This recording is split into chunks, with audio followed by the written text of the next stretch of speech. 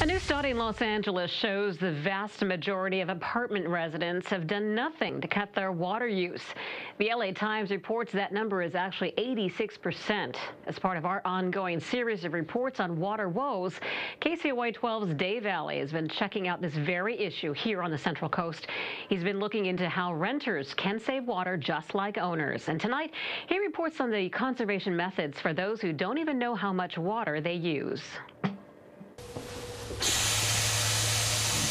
The simple act of turning on a faucet. Something not so simple anymore. Knowing that we are having a drought here in California is scary. Not only because the precious resource is running low, in many places, it's also rising in cost.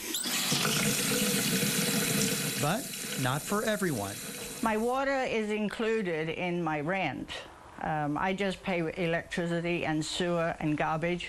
Beryl Pigeon of Lompoc is like many apartment residents who don't specifically pay for water. That's just a discount to them. That's one less bill that they're going to have to pay. Conservation, then, without a financial incentive, becomes a matter of tenants simply doing the right thing.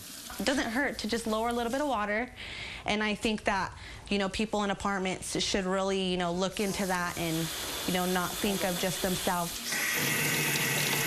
But some might feel otherwise and use more than they should. If you see a spike in a billing in a building, you got to figure out where that's coming from. Difficult since many older apartment complexes don't have individual sub-meters. Instead, units share a master meter.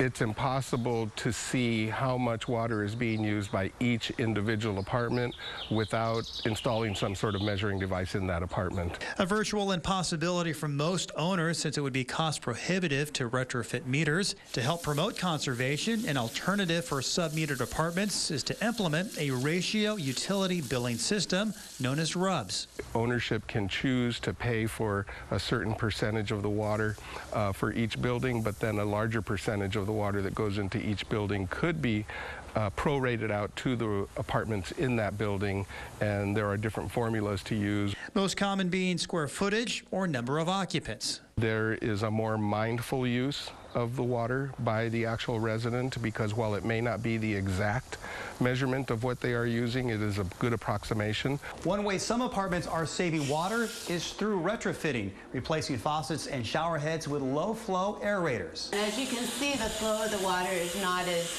hard. It comes out nice and even. The water is just going out nice and easy. It's not, the pressure is very low.